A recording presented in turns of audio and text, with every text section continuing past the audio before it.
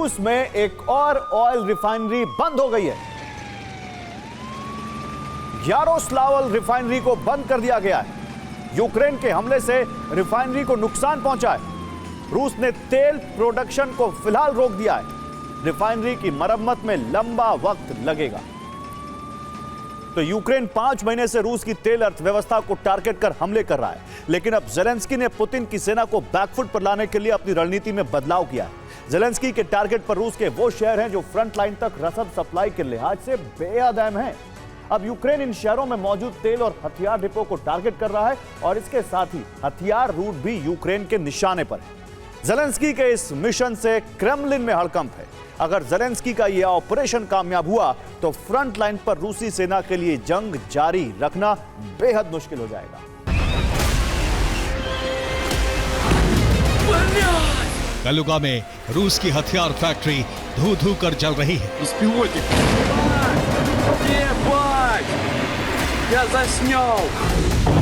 Rostow में रूस का फ्यूल डिपो तबाह कर दिया गया।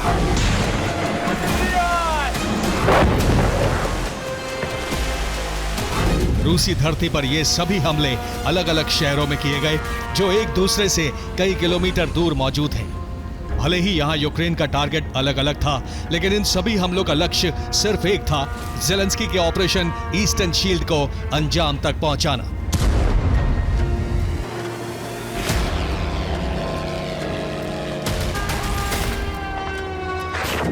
बर्लिन में शांति समझौते पर बातचीत के बीच जेलेंस्की ने ऑपरेशन ईस्टर्न शील्ड शुरू कर दिया है और इससे सेंटर में रखकर यूक्रेनी सेना रूस पर हमले कर रही है।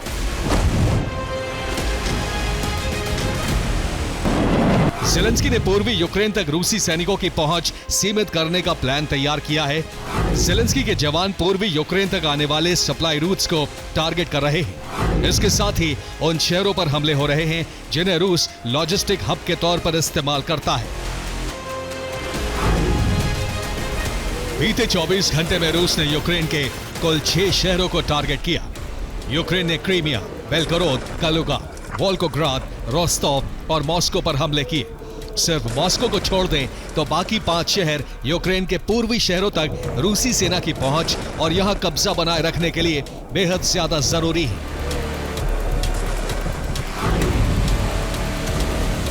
दरअसल ये सभी वो शहर हैं जहां से रूस पूर्वी फ्रंट लाइन पर तेल, रसद और हथियारों की आपूर्ति करता है।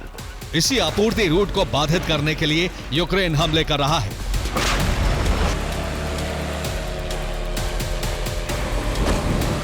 क्रीमिया में यूक्रेन ने तेल लेकर जाती रूसी सेना की एक ट्रेन को तबाह कर दिया। रोस्टोव पर भी यूक्रेन ने हमला किया। यह रूसी सेना का अहम लॉजिस्टिक शहर है। यहां यूक्रेन के फ्यूल डिपो और हथियार डिपो पर ड्रोन से अटैक किया।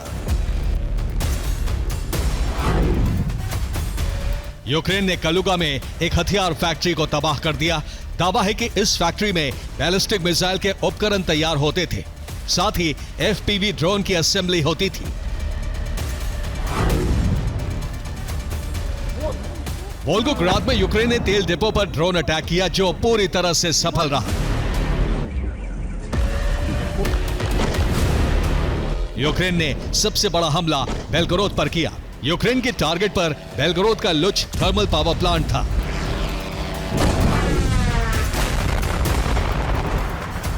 लुच पावर प्लांट में आग लगने से शहर के बड़े हिस्से में ब्लैकआउट हो गया।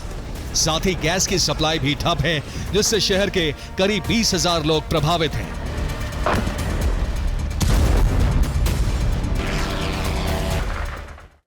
और जेलेंस्की का मिशन पूर्वी यूक्रेन तक जाने वाले रूस के हथियार, रूट और लॉजिस्टिक केंद्रों को तबाह करना है। यही वजह है कि यूक्रेन ने क्रीमिया में ऑयल टैंकर लेकर जाने वाली ट्रेन और रेलवे ट्रैक को टारगेट किया, जो सिम्फरोपोल और ज़नकोई से होते हुए खरसोन तक जाता है। यूक्रेन ने रोस्टोव ऑन डॉन को भी टारगेट किया। यह शहर रूसी सेना के लिए बेहद अहम है। यहां कई फ्यूल और हथियार डिपो मौजूद है। इस शहर से E58 हाईवे और रेल ट्रैक के जरिए मारियोपोल में मौजूद रूसी सेना को सप्लाई होती है। इसके अलावा कलुगा पर भी यूक्रेन ने हमला किया। यहां एक हथियार फैक्ट्री को निशाना बनाया गया। इस फैक्ट्री में बने हथियार E101 हाईवे के जरिए ब्रियांस्क से होते हुए सुमी फ्रंटलाइन तक पहुंचाए जाते हैं। वोल्गोग्राद भी यूक्रेन का अहम टारगेट है।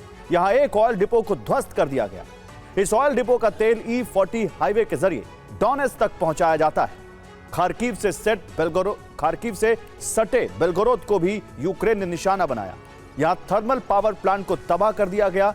शहर में ब्लैकआउट और गैस की सप्लाई ठप होने से अव्यवस्था फैल गई, जिससे खार्किव में रूसी सेना को होने वाली सप्लाई पर भी असर पड़ सकता है।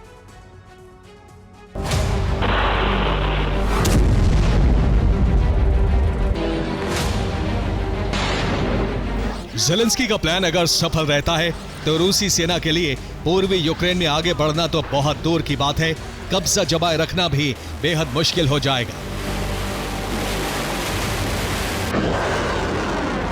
ज़ेलेंस्की के आदेश पर यूक्रेनी जवान न सिर्फ रूसी शहरों में मौजूद पुतिन सेना के लॉजिस्टिक हब पर हमले कर रहे हैं, बल्कि फ्रंट लाइन पर भी बेहद आक्रामक हैं।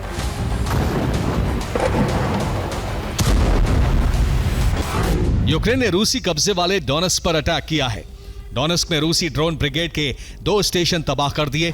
इसके अलावा FPV ट्रेनिंग सेंटर को भी नष्ट कर दिया।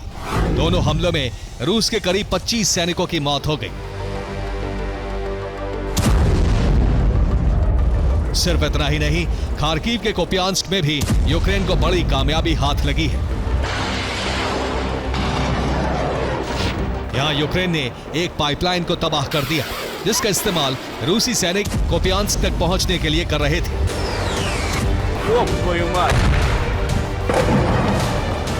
ये उसी पाइपलाइन का वीडियो है। पाइपलाइन में रूसी सैनिक नजर आ रहे हैं। सैनिकों को कुपियांस्क के पास निकलते देखा जा सकता है। यूक्रेन ने आसमान से बम गिराकर पाइपलाइन को कई जगह से उड़ा दिया, जिसकी वजह से रूस का यह मिशन फेल हो गया है।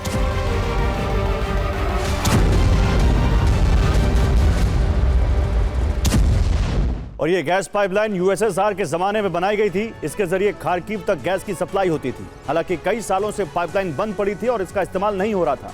पाइपलाइन लीमन से होकर गुजरती है, जहां इस वक्त रूस का कब्जा है। यहां से रूसी सैनिक पाइपलाइन में दाखिल हो रहे थे। जमीन के नीचे यह पाइपलाइन 10 से 13 किलोमीटर लंबी थी। यानी ये सैनिक पाइपलाइन के अंदर इतना लंबा सफर तय कर कुपियांस्क के पास रदीवका पहुंचते थे। यहां रूसी सैनिकों को इकट्ठा किया जा रहा था ताकि कुपियांस्क पर बड़े हमले को अंजाम दिया जा सके।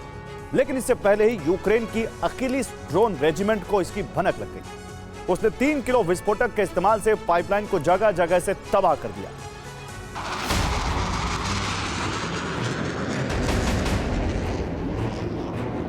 सिर्फ जमीन ही नहीं बल्कि आसमान में भी रूस को बड़ी चोट पहुंची है। आसमान में 2 हिस्सों में विभाजित होता यह रूस का मिलिट्री विमान है, जिसका नाम है AN-22। दावा है कि यह विमान तकनीकी खराबी के कारण आसमान में ही 2 हिस्सों में टूट गया और सीधा एक बांध में जा गिरा। हादसे में 7 क्रू मेंबर की मौत हो गई। AN-22 एयरक्राफ्ट को 1970 के आसपास सेना में शामिल किया गया था। सभी एयरक्राफ्ट 2024 में रिटायर कर दिए गए। रूस का दावा है कि यह विमान 50 साल पुराना था। ऐसे में तकनीकी खामी के कारण हादसा हुआ।